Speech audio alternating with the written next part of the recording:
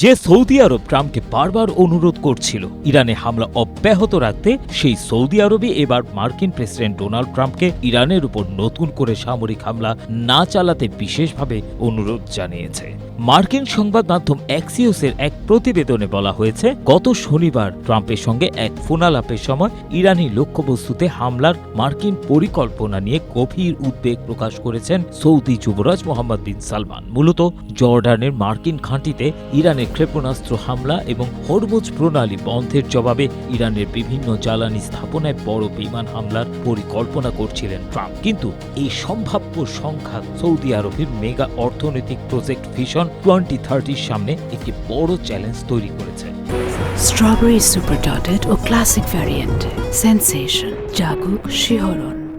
নিউজউইককে দেয়া এক সাক্ষাৎকারে সৌদির সাবেক জেনারেল আবদুল্লাহ বিন ফারাহ আল শায়া বলেন, ভিশন 2030 কেবল একটি অর্থনৈতিক পরিকল্পনা নয়, এটি সৌদি আরবকে বৈশ্বিক বিনিয়োগ ও পর্যটনের কেন্দ্রে পরিণত করার সর্বাত্মক জাতীয় প্রকল্প। কিন্তু আমেরিকার বিমান হামলার জবাবে ইসরায়েল ও উপসাগরীয় দেশগুলোর তেল ও অবকাঠামোয় পাল্টা হামলা চালানোর ঘোষণা দিয়ে রেখেছে তেহরান। তাই নিজের অস্তিত্ব ও অর্থনৈতিক সুরক্ষায় মার্কিন ইরান যুদ্ধ থামাতে মধ্যস্থতাকারী কাতারের সহায়তায় ট্রাম্পের উপর এক কূটনৈতিক চাপ সৃষ্টি করেছেন মোহাম্মদ বিন সালমান।